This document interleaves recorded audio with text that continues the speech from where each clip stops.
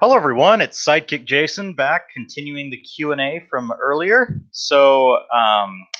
This is the third Q&A portion, third live stream, I guess. So we still haven't gotten through the first section of questions. We were going over the television series questions.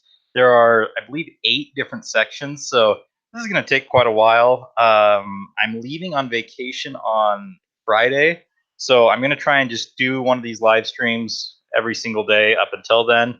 Just probably spend about an hour on each one and just continue on. Hopefully, get through as many as possible. Once I'm back from the holiday, I hope to continue on, and that way we can just keep going. And hopefully, I can answer all of your questions. For those of you who asked questions 2 years ago and a couple months ago when I reopened it, I hope I can get around to answering all of those, and hope you guys enjoy the answers. I hope you find what you were looking for. So let's just continue on. So today we're going to be continuing on with the television series questions, things relating to the show in general, things about the model era, the CGI era, the hit entertainment era, all these different eras and whatnot. So there's a variety of questions. You guys have seen how it is from the previous Q&As that I've already, the two that I've done prior.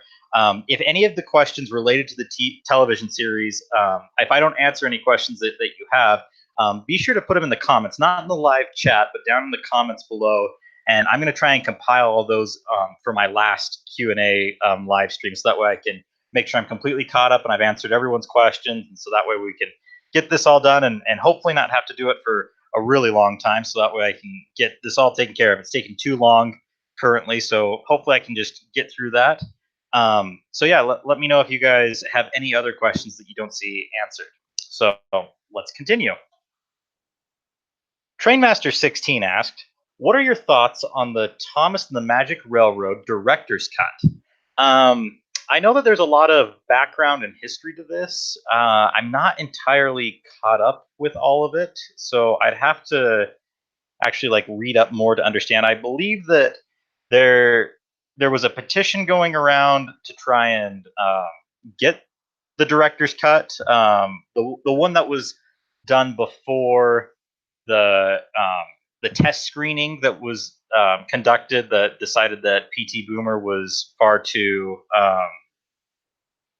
scary for the childhood audience, and so they made the incredible adjustments and changes to try and put it to create what we have today.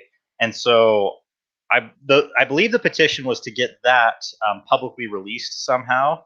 I'm not entirely sure what the process is on that. I've heard different things. I've heard that supposedly different team members or crew members who have worked with Mattel or have seen things concerning it.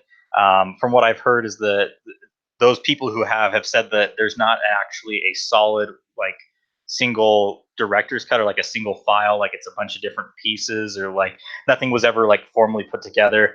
I'm not sure. Thomas the Magic Railroad isn't super I enjoyed it. There were some things I didn't like about it as a kid, so I'm not super nostalgic for it, and so I haven't really kept up with all these things. I know there's a lot of people who are very invested in Thomas the Magic Railroad and would love to see a director's cut or see how it should have been. And yeah, so I don't really have some specific thoughts. I mean that it would be cool to see, obviously, see what it would have been what the initial vision was for Thomas the Magic Railroad, but I don't think it will ever come to light. I'm not with certain incidences that have taken place with the community, the people who have been trying to organize and push for these things. I don't know really if they're going to ever be able to actually do it. So I don't know. I haven't put a lot of stock into it, and I haven't really worried much about it. So that's kind of my take on it. Okay, Merritt Train Boy, Trainmaster 16, Jessica Bowen, Thomas Pandit fan, Robert Rowley, Frowny 13, Duck and Oliver fan 12, James the Train 77, Chase Oliver Suarez, South London 12, Peter Sam fan number 4, and Tommy Bauer, I believe that was Tommy Bauer. Tommy Bauer asked, "What are your thoughts on season 20 of Thomas and Friends?" I talked about this in my last Q&A section because we discussed the CGI series, and I absolutely loved season 20. I thought that there were episodes that were up there on par with some of the classic series episodes. Just absolutely amazing. When this question was asked by all these people, they weren't even aware at the time that there was going to be the Arsdale stories being adapted into CGI, and so I think that everyone was pretty happy with season 20 so far. There were some great stories, a lot of fun, a lot of Daisy. Everyone was really happy about that. And then to just have that icing on the cake, having the the three Reverend stories actually adapted into CGI, I think that just blew everyone away. I'm pretty sure that if people are going to rank their favorite seasons, they're going to put the classic model series that they're very nostalgic first. But I think season 20 is going to be up there in almost everyone's list just because it was such a phenomenal series.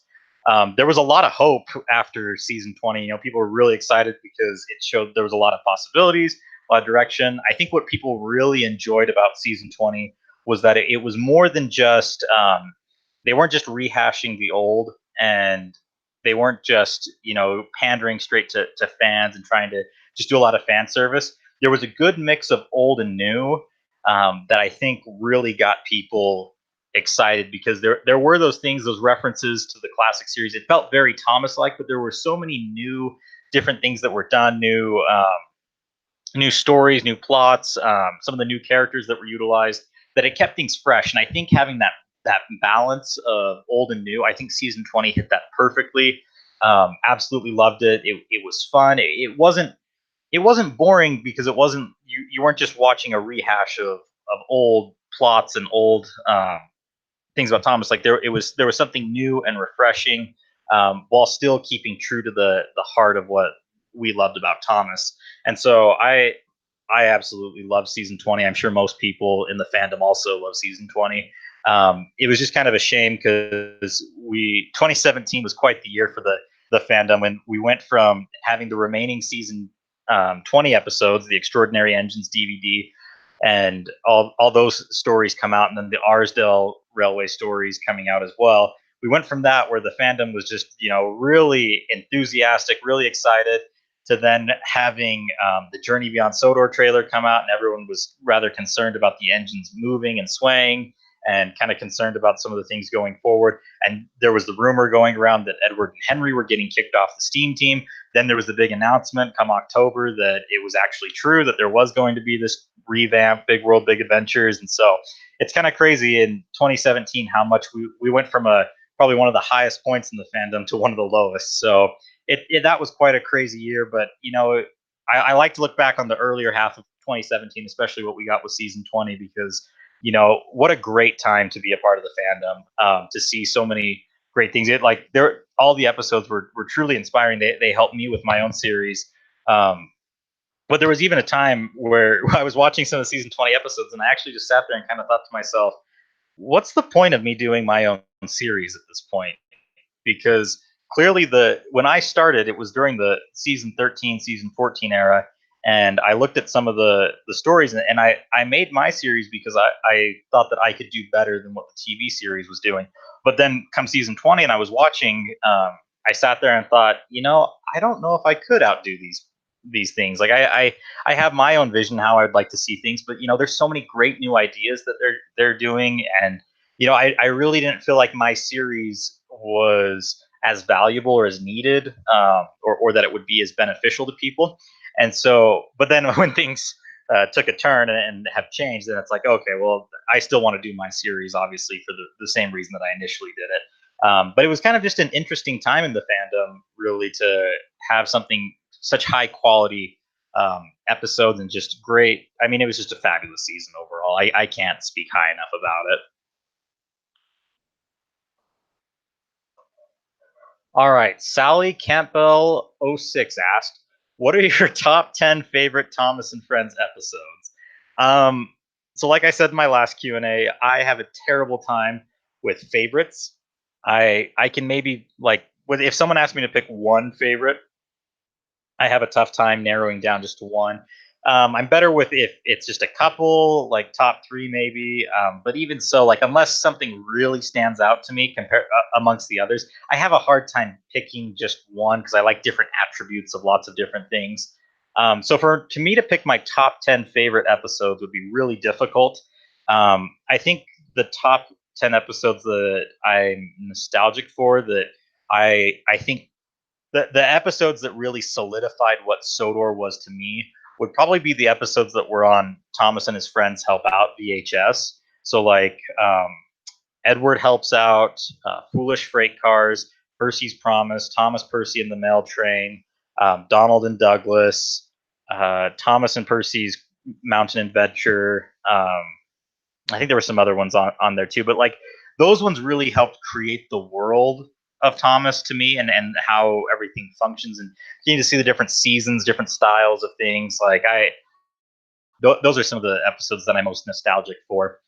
But to pick my top 10 would be so hard because there's great episodes in all the early seasons. There's so many great episodes in season 17 through 21. So I just to narrow 10 and put 10 above the rest would be really hard for me.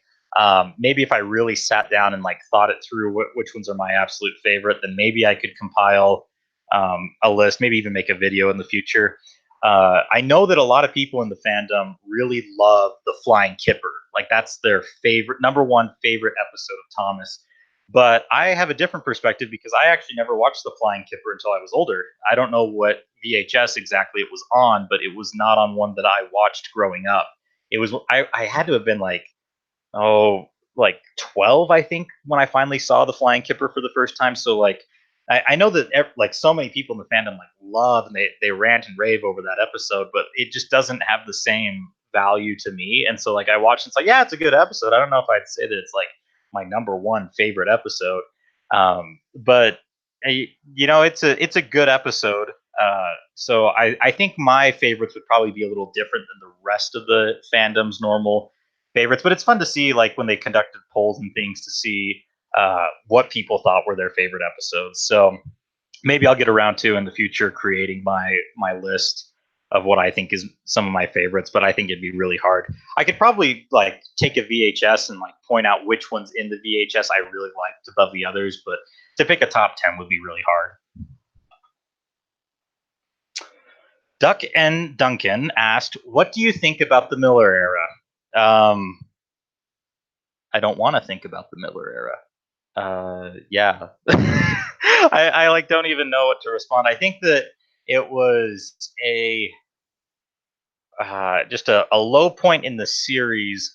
The Whoever was in charge at this point in time understood that the television series just needed to be alive and going. It needed to be on television to basically be ads for toys because the toy quality was great. The TV show was awful. But the thing is that kids watched it. It didn't really stand out much compared to the other ones, but because there was still trains on TV and there was still the constant advertising of it, they were going to the stores and purchasing the toys that were on shelves. I've been told, and I'd have to double check, but I believe the height of Thomas's net worth was somewhere around Misty Island Rescue, which is crazy to think about because that was one of the worst movies that they've created. And from what I understand, um, oh, Diesel D199 just popped in. Let's see. So those lines I recorded for this are never getting used. Yes, they actually are going to get used. So I said at the beginning of this, I'm doing the live stream to record my audio and just as a quick way to get it out. But eventually, on my normal channel, I'm actually going to cut all the footage up. Not the footage. I'm going to cut all the audio from this up, and I'm going to put it in with actually a full HD video of it all, and cleanly cut it and put it on my normal channel. That's why it's over here on the UK channel rather than on, well, yeah, instead of being on my normal channel live streaming there, where obviously there would be more viewers. So yes, your lines will get used eventually. So I appreciate you recording those, and I will have them done eventually. I don't know exactly when I'm going to get around to let's see. Start a stream on my phone. I didn't know that you could stream on a phone. Send me a link on how to do that. Maybe I'll try and do that for the next one that I do. Yeah, sorry, sorry, I'm taking a moment pausing there. I'm reading through the messages right now in the comments. So continuing on with the Miller era, what I was discussing is basically they understood that that the TV show was basically a big advertisement for the toys. They kept the toy qualities. They kept releasing toys, getting more on shelves. I remember during the era of the last of the models around Hero of the Rails and Misty Island Rescue in my local Walmart, there was double the average size of Thomas that I had seen normally on store shelves. They had literally two like double the amount of SKUs that they normally had. Just a huge selection and whatnot, and it seemed like the show really was at not the show, um, the brand itself was at a really high point. And so I think the Miller era proved that you can have great sales even without the show being super prominent and positive.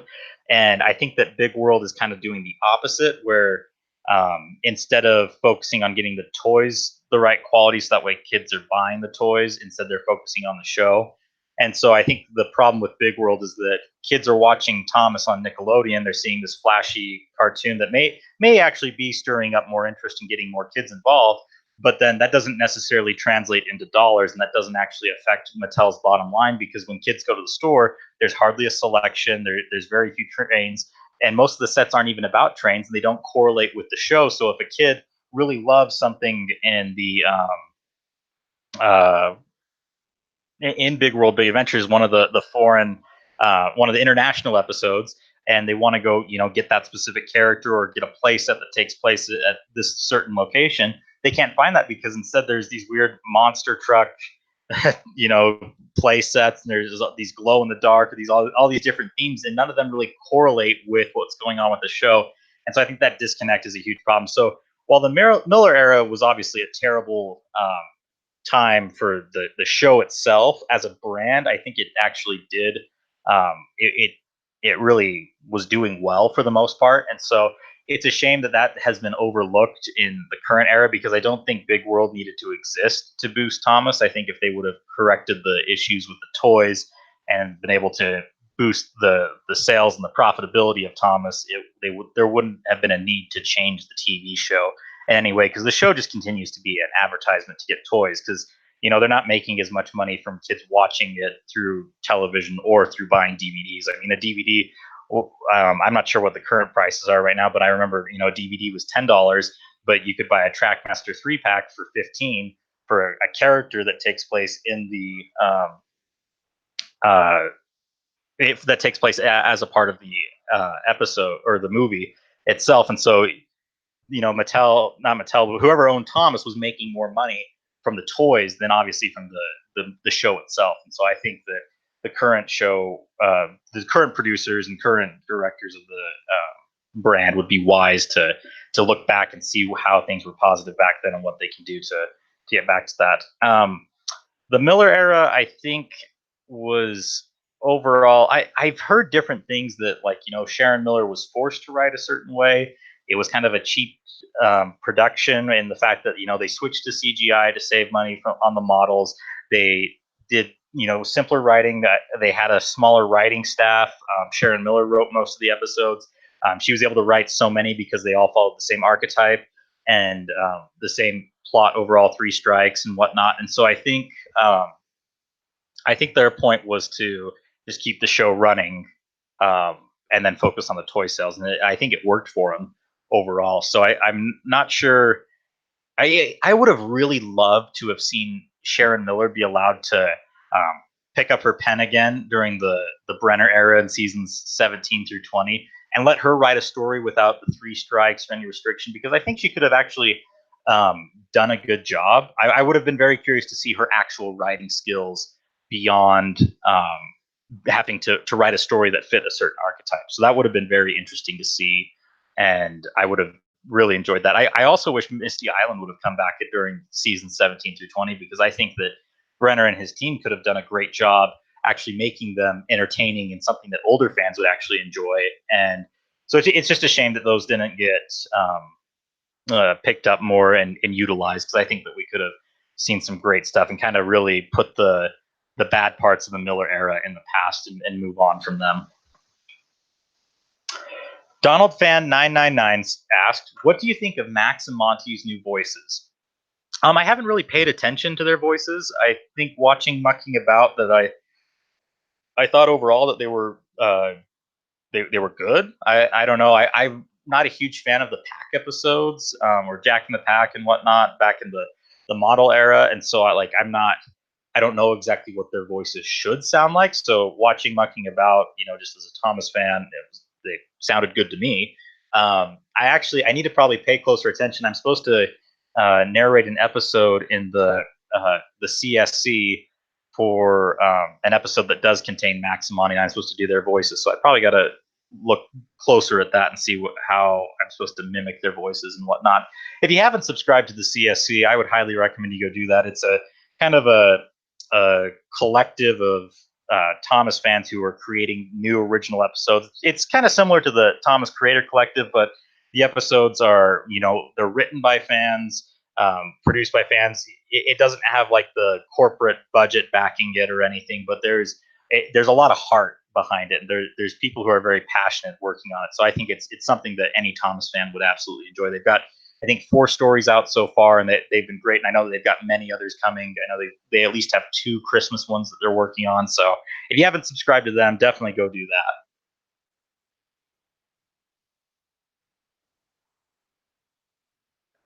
All right, let's see, TTTE and the Railway Series fan, 2003 North. Oh, Northwestern Railway Emily number 2 asked, "What do you think of season 7?" Um, I'm not quite sure. I don't. So my experience with season 7, I was I don't know what age I was exactly at, but I remember watching New Friends for Thomas, the VHS, back when it came out. I was still a child back then, that still involved in Thomas, loved Thomas the way, I was still a part of the same. Like, I hadn't stopped liking Thomas from when I initially had found my love for it, and so it was different than what it came before. It wasn't too different from season 6; had a very similar style, but I specifically remember watching New Friends for Thomas and having a different narrator and thinking like, "Oh, this is different." I wasn't really a fan of his narration, but it wasn't bad. Um, but then season 7, I didn't really see anything else besides those few episodes that were on that VHS. I remember seeing season 7 episodes between season 8 episodes on their PBS airing. It used to be that I think I was in like 3rd or 4th grade at the time, but they used to air season 8 and 9 episodes on PBS on a half-hour block. I think about 7 in the morning on Sundays or something like that. And it used to be a season 8 episode, then a season 7, and then another season 8. And so that was really my only exposure to season 7, beyond that of just the ones that were on the New Friends for Thomas DVD. So I remember watching like James and the Queen of Sodor for the first time, and a couple of the other ones. So I didn't really like actually watch all of season 7 until several years later, when I just looked them up on YouTube and kind of binge watched all of them. And you can just tell that the passion isn't there like how it was in the earlier seasons. Things are kind of, it really does transition and begin to segue into what comes later in the future seasons. The UK narration is far better than the US dub. I mean, holy cow. Michael Brandon, I'm sorry, he is not a good narrator. And on top of that, having the new music be placed in these classic looking episodes just feels so off to me, and I just really didn't like it. Some of the themes that are heard though in season 7 in the UK dub that are written by Mike and Junior are some of my favorites, like the recreation of "Let's Have a Race" that's used in Three Cheers for Thomas. That's one of my favorites. I think there was some um, great compositions in that season, but they didn't really get to see the spotlight compared to uh, other seasons. So it's kind of a shame. So season 7, like I'd say it's pretty good. I mean, definitely not as good as its predecessors, but a lot better than what came over the next several seasons. So. Train Inspector 11 asked, What is your favorite CGI episodes?" I think it's supposed to be favorite. Let's see. What is your what are your favorite CGI episodes? Don't know if that's an error in typing or if that was from me copying it over. Anyways, there's a lot of really good CGI episodes that I really love. I think if I had to pick one, like I know I said that I have a tough time with favorites, but I think I could actually pin down potentially one episode in the CGI series that I think might be the best. And I absolutely love Blown Away from season 20. Yeah, I just feel like the atmosphere, the story, the characters, like everything feels like it's the way Thomas should be. You know, I feel like we're back in the classic era of Thomas, and the fact that you start out and you really get the feel of Sodor, the environment. You actually you just really get to understand the location as they're all preparing for the storm. You know, you're kind of bracing for what's going to happen, and especially the stormy evening lighting that they had was just beautiful. Like you just kind of get to see a different aspect of Sodor. And so, like, I love that. I think the characters were all really fun. They were all really well utilized. I like Duck and Oliver's roles in it. I think Skiff was such a fun character to use in this, and his personality and everything. Like, it was great. And then the ending was just pure wholesome. It was just overall a great episode. And so I think it's probably my favorite in the fact that it's very unique in a lot of ways, but it's very classic Thomas also. So I again, like what I said earlier about season 20, it took classic things, but it had new twists and spins and introduced new things. So it kept things fresh and interesting and lively without losing the heart of Thomas. And I think Blown Away really captures that. Some other episodes I really liked. Obviously, the Arsdale stories are up there. They might even top Blown Away, but it's kind of, I don't know. I feel like they kind of they're glorified in our minds, specifically just because of what they uh, because they're adaptations rather than original stories. But I think so. Like I try not to like group them with all the others, because then it's like you won't even think about the others because they're so great. I did like in those ones the human interactions. That was something that really surprised me watching for the first time, and I wish we could have seen more of that in other CGI episodes, especially ones that Andrew Brenner had written. I really like Howdy James. Cautious Connor is another good one. What are some other ones that I really enjoyed? Buckled Tracks and Bumpy Cars is another season 21 that I really like. I liked a lot of, like, Duncan and the Grumpy Passenger was another good one from season 18. Season 17 had a lot of really good ones, a lot of variety. There's just too many. So I think Blown Away, if I had to pick one, would probably be that one, not counting the Arsdale episodes, because that's just hard.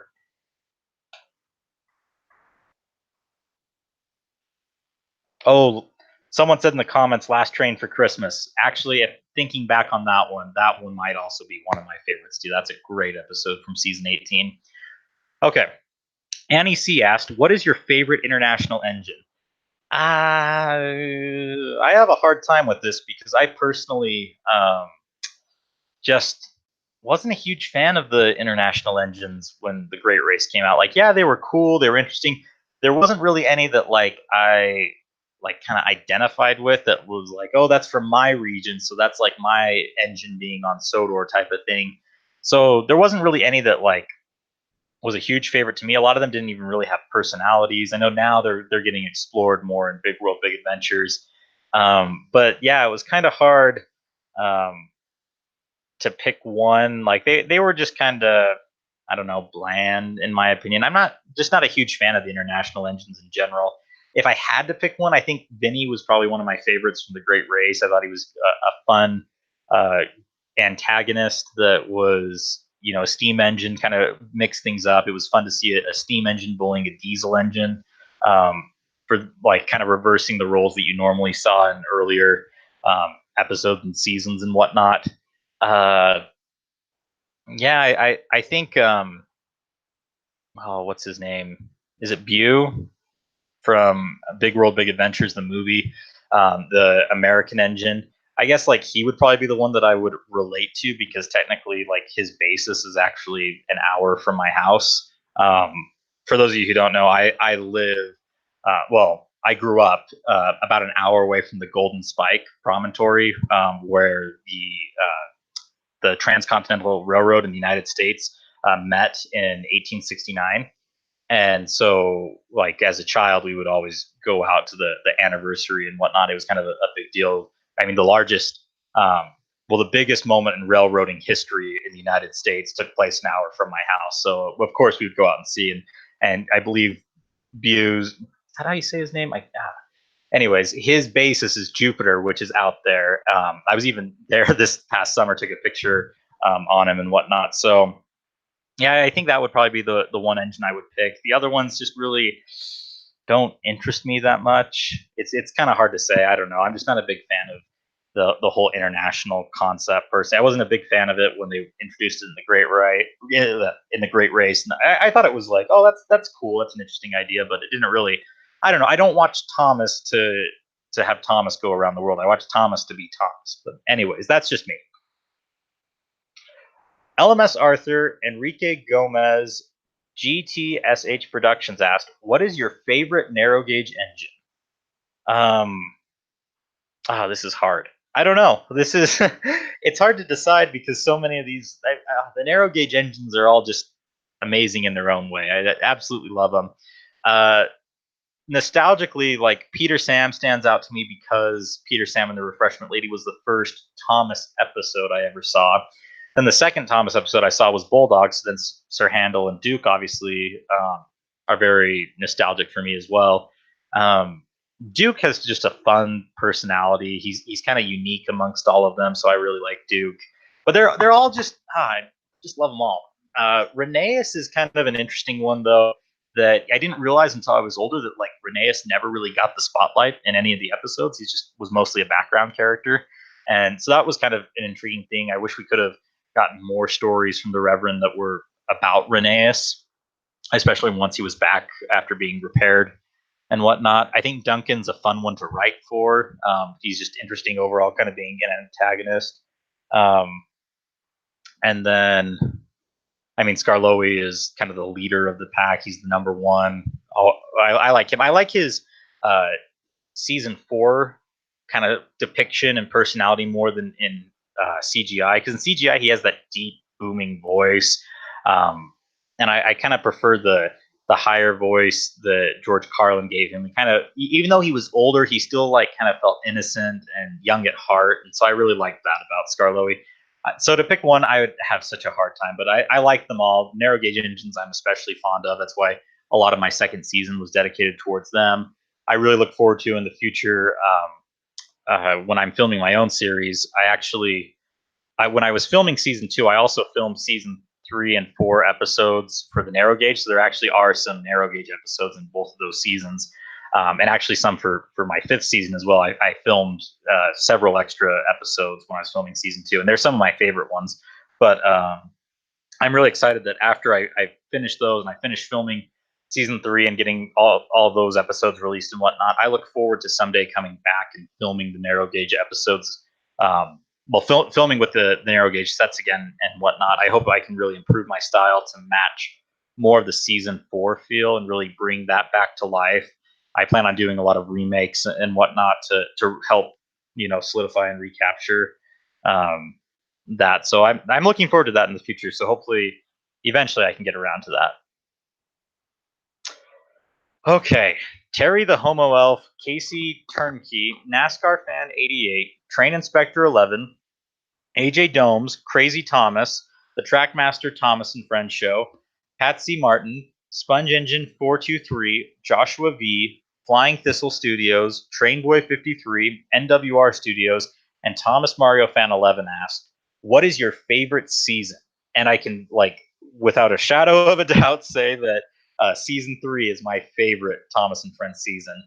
Like, and I think a lot of it has to do with the fact that my first exposure to Thomas was the Thomas anthem on the sing along songs and stories VHS. And so like the island of Sodor, when I think of the island of Sodor, in its fantasy like wonder, I think of season 3. I think that was when the sets and the show was at its absolute peak. Well, I think season 4 as well, but season 4 took place mostly on other areas of Sodor, so you kind of combine the two visually, and that's kind of the style that I've tried to depict in my series and in my channel. Um, so I absolutely love season three. I mean, you look at the details just in this picture that I have here on the left, and you compare that to what you see in some of the later seasons for the like beach and coastal tracks and whatnot, and there's just nowhere near the detail and the fact that they try to depict such a realistic beach and have so many little intricate things. Watching the season again for well in the restored version for the first time, it was just like watching the show. Watching it again in the restored version was like seeing it for the first time all over again because you get to notice all the little details that watching it on a VHS back in the late 90s you would have never been able to see. So I mean, season three is just beautiful. Really, absolutely love everything about it. I love that it probably has, I think, the largest variety of sets, especially because the first 16 kind of stick to the same certain sets, and the last 10 kind of have their own. And I just I love it. I love the variety. If I could, like when people say like, oh, if you could visit Sodor or ask me these different questions, it's the season three version of Sodor is what I see in my mind. That's the Sodor I'd love to visit. LMS Arthur asked, "What is your favorite standard gauge engine?" Um, well, I talked about in my when I answered the question about what's my favorite character, and I mean Thomas is probably still my favorite character, and he counts since he's technically a standard gauge engine. Uh, but yeah, like I like a lot of the standard gauge engines. They're all unique. That's what I love about the characters of Thomas is that they all have different unique attributes about them, and so like you love each of them for different reasons. But if I had to pick like a number one favorite, obviously Thomas. Gordon's another one that I really enjoy. So yeah, I mean those are some of them. I think that there's such a great variety in the standard gauge engines. Having you have the main cast, you have the engines that work on Duck's branch line, the ones that work on Edward's branch line, and whatnot. Like I just enjoy all of them. I can't. It's hard to pick favorites beyond just the ones that I have nostalgic favoritism towards.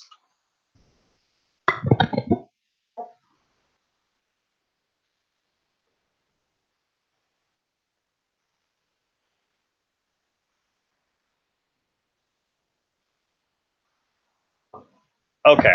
Merritt Train Boy, Philip Blake Moss, AJ Domes, Hoot Hetten San, Trainman 476 Productions, Show Blasters 2, Toy Bonnie 19, The Shooting Star, Mikester Paltos, Train Boy 53, GHST Productions, Brendam Productions, and Thomas Mario Fan 11 asked, "What is your favorite Thomas and Friends movie slash special and why?" Um, this was a hard one that I had to really debate for a long time, and luckily I've had a couple years since these movies have come out for me to actually really decide which one's my favorite out of them. I mean, it would be a close tie between The Adventure Begins and Sodor's Legend of the Lost Treasure. Obviously, The Adventure Begins there because of its nostalgic value and the fact that it's a great story overall for taking these these little episodes, the plots from these, and tying them all together and weaving together a really solid, um, fun movie. And what I really love about The Adventure Begins in comparison to some of the other ones is that when you look at all the specials leading up to that point, they all kind of each have like their own theme. Like King of the Railway was about knights in shining armor, and kind of the medieval theme going on with that one. And then Tale of the Brave obviously had dinosaurs and like scary things, kind of the more Halloween like theme. And then Legend of the Lost Treasure obviously had a pirate theme and whatnot. And so, I at that point when Thomas, during 2015 and the 70th special or 70th year anniversary that they were celebrating, I didn't really have much of an interest for Legends of the Lost Treasure when it was coming out because I was kind of like, it's another gimmicky movie where they're focusing on not trains. They're focused like Thomas isn't cool unless it's got pirates in it or something else beyond just Thomas being Thomas. And so what I loved about The Adventure Begins so much is I felt like it was the first Thomas movie that was really about um, really about trains, and I love that. Like, Thomas is learning how to shunt and take care of things in the yard and pulling his first passenger trains. And like the movie itself, I think is the only Thomas movie in existence right now that is actually about Thomas being a tank engine, being engines pulling trains on Sodor. And I think that that's why I love The Adventure Begins so much. I wish we could have gotten more movies like that where they don't need a gimmick to pull it off. So I actually wasn't very excited for Sodor's Legend of the Lost Treasure when it came out. Like I wasn't really anticipating it. I had a lot of stuff going on um, in my life at that time. Oh wait, actually, before I get into that, I want to go back. One of the things about The Adventure Begins that really I just absolutely loved and it stood out to me was how it was nostalgic in the fact that it was retelling these old stories, but it added so much new life to it. And it wasn't like going back and watching, some restored episodes from the classic series and like, oh, I'm reliving my childhood type of thing, or watching like remakes of them where you kind of get to see a new aspect of it. It was like being a child again, watching The Adventure Begins for the first time because like I sat back like I remember specifically where I was sitting when I was watching The Adventure Begins for the first time, and like the feelings that I didn't realize that I hadn't felt for years since I was a child watching Thomas. And like I felt those feelings again, and I realized like how much I loved Thomas as a kid because I felt those again.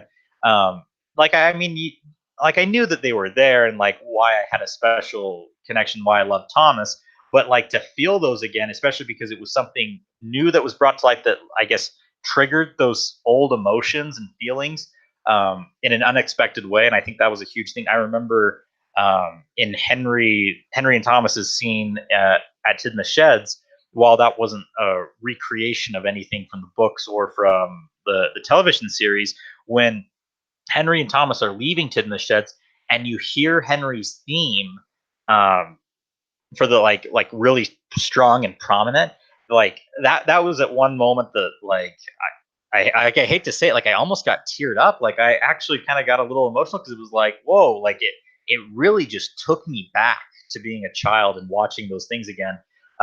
In a very unexpected. I wasn't expecting to feel that way while watching that movie, and so I think it was just a um, great movie overall for those reasons.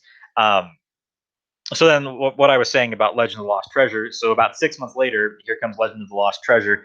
Um, I was so busy with a lot of other things going on in my life at the time. I was actually about to leave to college for my freshman year, and so I hadn't paid attention to when the new movie was coming out. I remember talking with some of the other admins of the Thomas the Tank Engine community channel back there with Diesel D199, Enterprising Engine 93, and Percy Engine 619. We were discussing it, and they were I think they had mentioned something about how excited they were for Legend of the Lost Treasure, and I was just like, "Oh, is that supposed to come out soon?" Like I knew they always came out in like September, but I really hadn't paid attention to what day it was and whatnot. And like watching the clips that we saw from the 70th anniversary special where they interviewed a lot of different people, I didn't really have like it didn't spark my interest. It was like, oh, okay, that looks cool and whatnot. Like they have the pirate theme, um, but then I actually moved to school, and it was my first night there. And I'm very nostalgic for Lost Treasure specifically because of this. But basically, while like I was there at school, just barely moved in. Not even all my roommates had moved in yet. It was kind of starting a whole new life type of thing. And I remember kind of just being bored there. I just gone to freshman orientation all day and met a lot of different new people, but I was kind of just tired of conversing with all these new strangers. Like I didn't have any at the time. I actually didn't have any friends from high school or any familiar faces. There were no friends coming to school with me at the time. So I was kind of all alone going into school. I had some family that lived about 20 minutes away or so. Like I could have gone and visited them and whatnot, but like I actually like at school, I kind of felt like I was really starting a whole new era of my life, a whole new chapter. And I remember the first night at school, I was there. My room roommate actually hadn't shown up yet, and I was sitting there like, oh, what am I gonna do? Because I'm kind of burnt out. I don't really want to go like find someone to hang out with or do something with. But I didn't really have anything else to do because I wasn't working. I was just a student at the time and whatnot. And so I was like, oh yeah, I can watch Lost Treasure because I think that was supposed to come out. So I actually like pulled up iTunes and whatnot, and it turns out it had actually been out for a little while. At this time, like I wasn't on Twitter in any way. I hadn't really been doing much on my YouTube channel. I had the season 2 episodes scheduled. They were going to start in November and continue over the next year and a half. But like other than that, I wasn't involved with Thomas in any way. The Creator Collective didn't exist at the time, and so I really wasn't doing much Thomas wise. And so I was like, oh yeah, I'll watch Lost Treasure. So I pulled up, and I can remember sitting in the activity room in my dorm building, and I just had it on my laptop there, and I watched it, and it was just like, dang, this is really good. Like it was just fun. Like it was one thing like, oh, that's cool that they have the Arsdale engines and whatnot, but like the actual like the way that they were used as like little magical engines and like Marion and like all the plots and how they wove together and everything. Like I was like so blown away by it because it was just absolutely amazing. Um, the song at the end, "We Make a Team Together," obviously, like I mean, that was like stuck in my head for the next week. So like it would every time I hear that song, not only do I think about how much I loved the movie itself, but like I think also about like what a great time of life it was for me starting school. Because actually, uh, during that era, I kind of turned a new page in my life and was starting school and whatnot. But during that time, I went on like a bajillion dates and stuff. Made so many great new friends with all my new roommates and all the different people kind of in my neighborhood and the apartment building and whatnot. That was also at the time where I started dating Lynette about a month later. I met her a couple weeks later, and then we started dating and whatnot. And now we're married.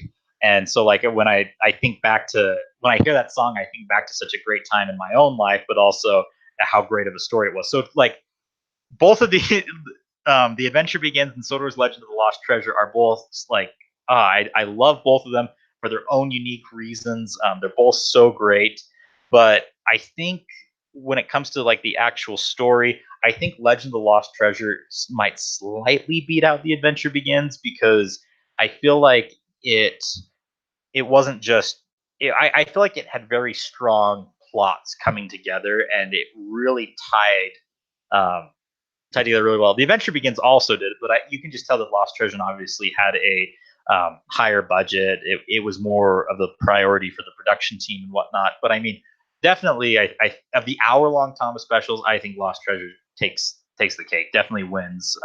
It's like the closest Pixar-like Thomas movie we had, and it's a shame that the future ones afterwards didn't kind of keep that quality because I feel like if they had done this for several years and really kept up that and really established Thomas as something that families could watch and that parents could watch with their kids, and it's very similar to Pixar movies in their own way.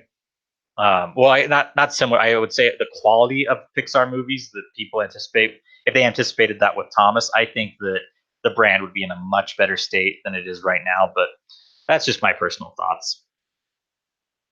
All right.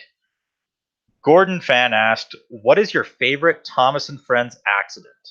Um, So this one's hard. There's a lot of great accidents, especially in the classic series.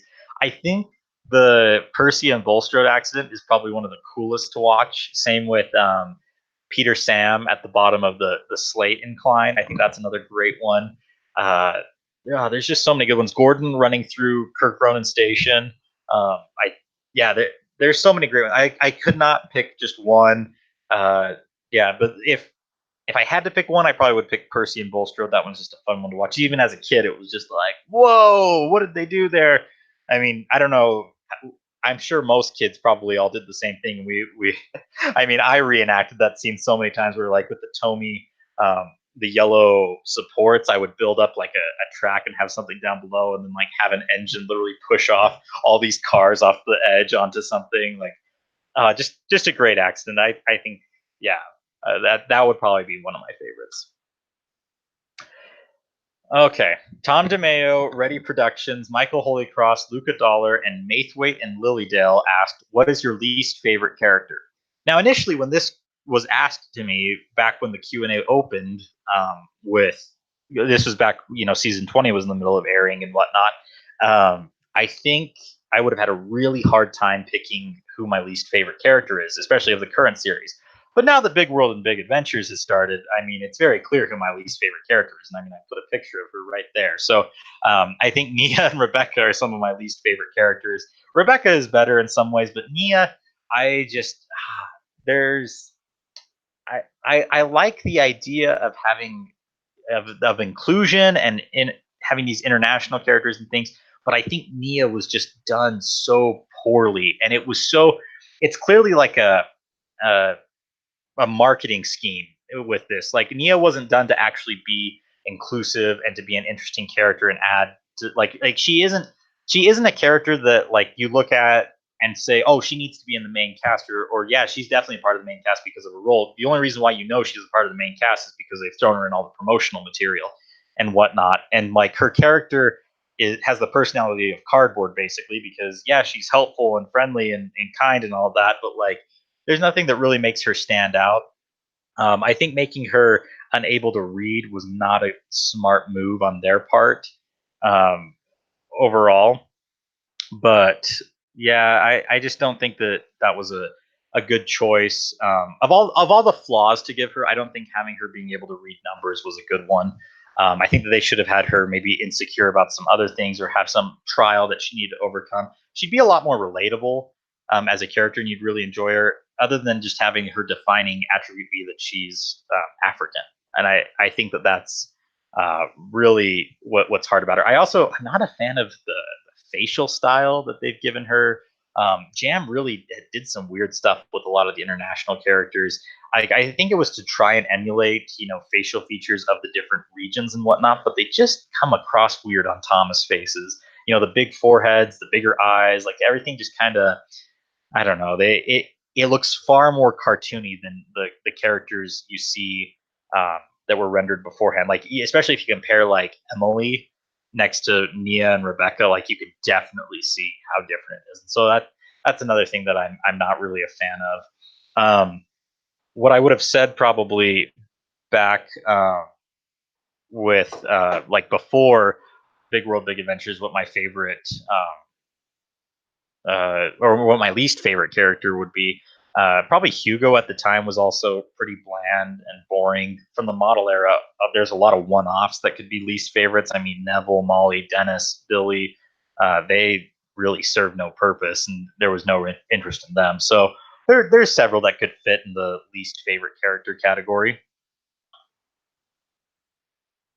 The Horrid Lori asked, "What is your least favorite episode of the classic series?" And I'm probably going to get stoned for this by the fandom, but I actually did not like All at Sea as a kid. I thought the ending was sad. Like that, I can see what they were trying to convey and the emotion and whatnot, but I think overall, I was not, as a kid, like at the ending, it just felt really sad. Like it felt like we were parting from Thomas, and it was like kind of the end of the road, end of the line. Especially they're there literally at the end of the docks, and they're looking onto the horizons beyond, but to areas they can't go, and it just kind of felt, I don't know, it made me like it invoked feelings of sadness as a kid, and so it was really hard for me to like All at Sea. I think Thomas and Percy's Mountain Adventure was another one that I didn't really like because it felt like, too off from the normal episodes we had seen. Like they go to locations that are never really seen again. Just a really odd episode, and so I think that those are two, that are my least favorite of my favorite season. I think there's other ones, that that I would list as least favorite. Down the Mine, I wasn't a fan of as a kid either. Same with, oh, Gordon Takes a Dip. Uh, Season 4, I wasn't really a fan of Henry and the Elephant either, but those are, yeah, so of the classic series, those are probably the ones that were my least favorite. All right. Toby's Tramway asked, "What would the world be like if Thomas never existed?"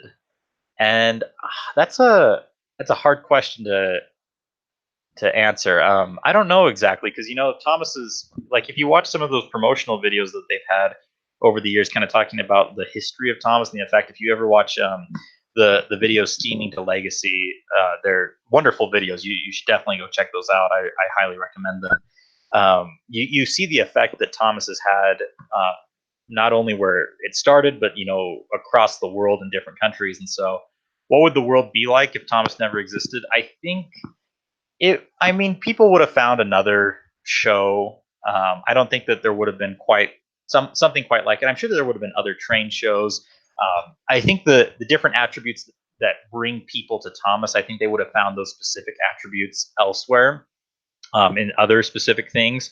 And so, yeah, I think, uh, yeah, I don't know. I think that Thomas, at least, I don't want to say like, oh, the world would be a worse place. People wouldn't have learned their values as a children, or their moral guiding guidance from Thomas. They wouldn't have had that if it didn't exist and whatnot. I don't think that's the case. I think, potentially that they could have watched something that wasn't um, quite as fun and entertaining, while still teaching really great things. And so, I mean, potentially, but I don't think, I feel like something else would have taken the place, or people would have spent their time elsewhere. So not everything was truly lost if Thomas didn't exist. I think Thomas existing, though, has done a lot of good for the world, but I don't think if Thomas didn't exist, that means that would all be lost. I think that it would have been reallocated to other areas and whatnot. James number 5 asked, "What's your favorite episode of season 5?" I think, this is hard. I like the things about season 5 that make it different from the other seasons of Thomas, specifically because if when you're trying to compare him to some of the classic, season 1 through 4 episodes, it's hard because they're definitely not the same, and you can just tell it's different. Plus, having Alec Baldwin narrate in the U.S. just felt different. Or also, it was kind of hard to compare them. But when you have it be like different in a lot of ways, then it's more comparing apples and oranges, and it's hard to actually do. So, like, I liked a lot of the Spills and Thrills episodes that they had. Rusty and the Boulder, Duncan gets spooked, Stepney gets lost, Haunted Henry. Those ones that kind of push the limits of the universe, and kind of, I thought that those were really fun, and they built upon the world in unique ways, and just added kind of more to the mystery. Like, the island of Sodor is a magical land, but what I really liked about it is that it wasn't completely defined, and it wasn't cut off a certain way. Like, these are the limitations of it. And season 5, I think, kind of pushed those and saying there's more beyond that. Like, especially Rusty and the Boulder. Like, the episode ends kind of just with this eerie, like, oh, the boulder like actually does have this spirit to it and whatnot, but it's the same as like an engine's face. So how does that relate to these metal engines having faces versus this boulder having faces? And it, like, as a kid, you can't come to a conclusion on that, and even as an adult, it doesn't like quite make sense. But it just kind of leaves with this type feeling, and it's just fun because it keeps the childlike wonder when you can't find the solution to everything, and not everything can be explained. And so I like that they push the limits. I liked how, having Stepney almost scrapped and Stepney gets lost really, pushed the limits on the life of an engine, and the fact that, they could die and they could cease to exist. Like, and so there is that actual threat of that. And so it pushed the boundaries in a lot of ways. And it's a shame that we didn't get to see that explored in the future, because season 6 really toned everything back, and they were just trying to get the series to survive after Magic Railroad. But it would have been interesting if if Magic Railroad had been a success and they continued on doing the series and whatnot, however they freely chose. I'm sure we would have gotten more episodes like Rusty and the Boulder, and we would have like learned more things about these ideas and stuff, and kind of the mysteries of Sodor. I don't think it would have like all been revealed in some big explanation of why trains have faces and whatnot. But I think there would have been more about that. It would have been fun to see. So those are probably some of my favorite things about season 5, and specifically those episodes are some of my favorites.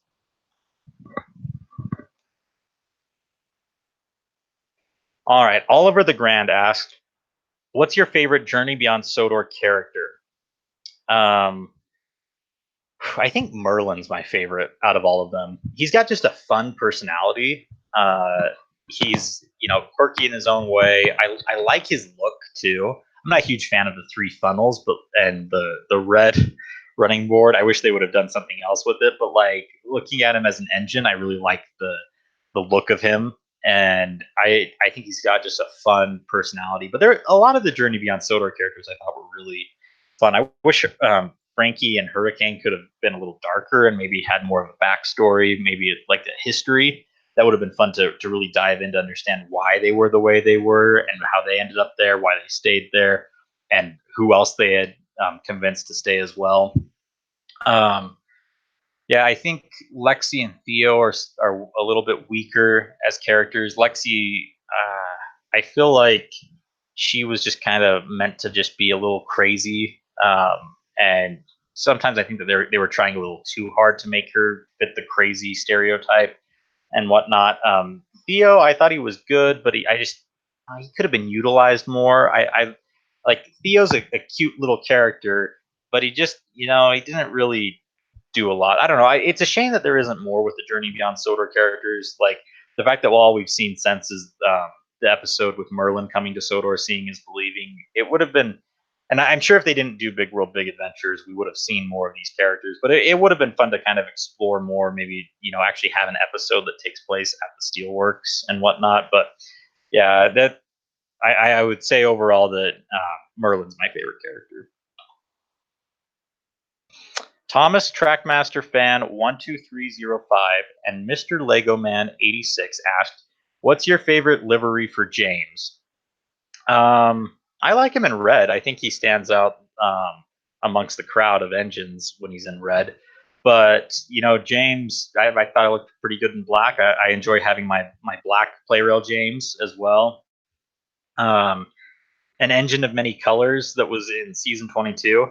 I thought that was really a fun episode, and then we got to see James in a lot of different colors, and so I thought it was really cool. And it was fun actually seeing James in blue because it's been mentioned a few times um, in the classic series, that James would have his red coat taken away and he'd be painted blue. And as a kid, I wondered that because Edward and James are very similar in size and kind of in shape too.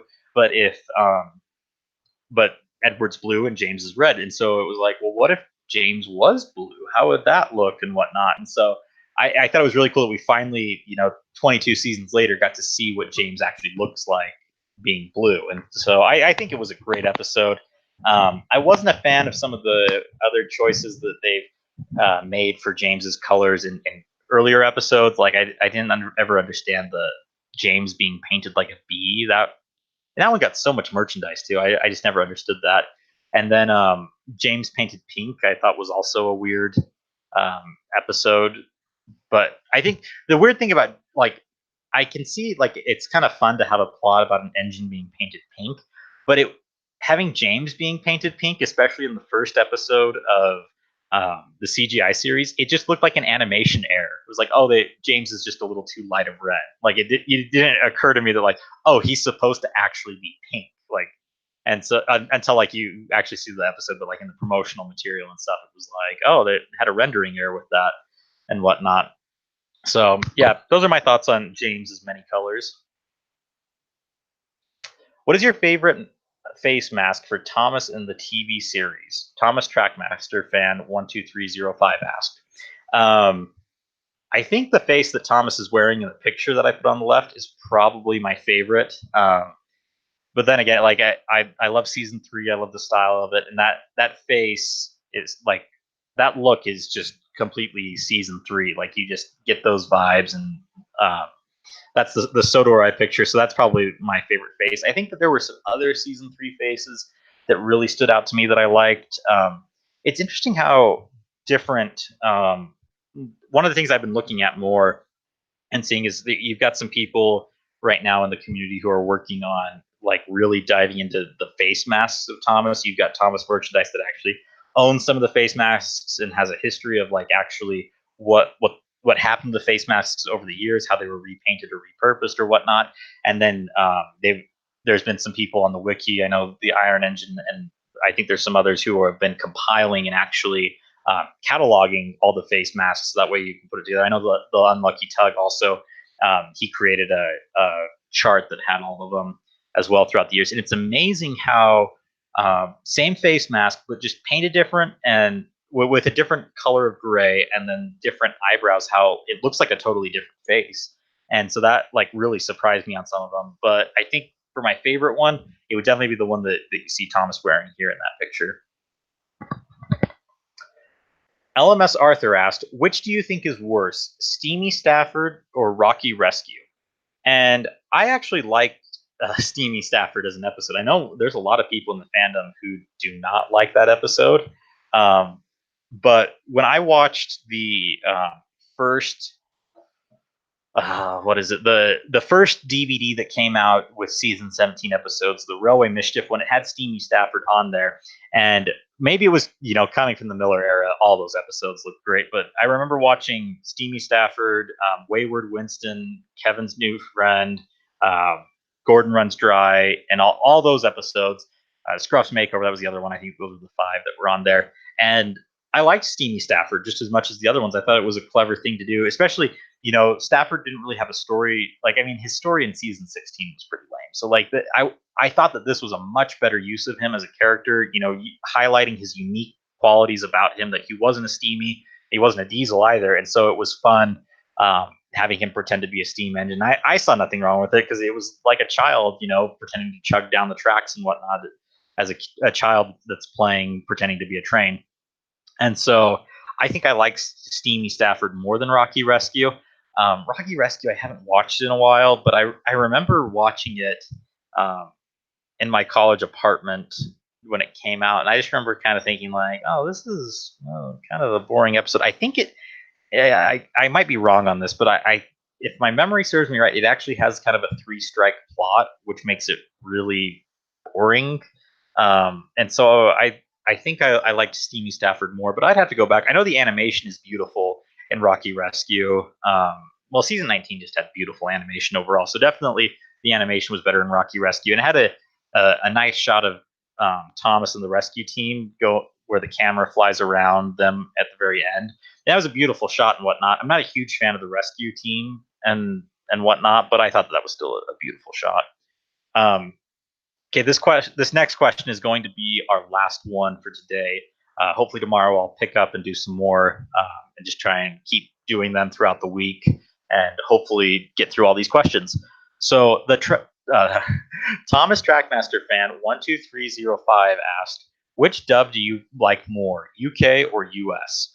And I definitely like the US dub a lot more, specifically in the classic era. Now CGI, I'll discuss that in a minute, but George Carlin, like, his voice is Thomas to me. All the characters, and I think he did such a phenomenal job with all the characters too. Like, I felt like as a kid, each character had their own unique voice and unique qualities about them, and I think he did just a great job depicting those characters through their voices. So I think he was great.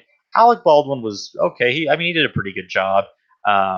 Then Michael Brandon, I think, was horrendous. I really did not like his work, but he wasn't bad when he was just the narrator. When seasons 13 through 16, when he was just the narrator, it was fine. I mean, I cringe hearing him because it's that era of the show. I just cringe all the time watching anything from that.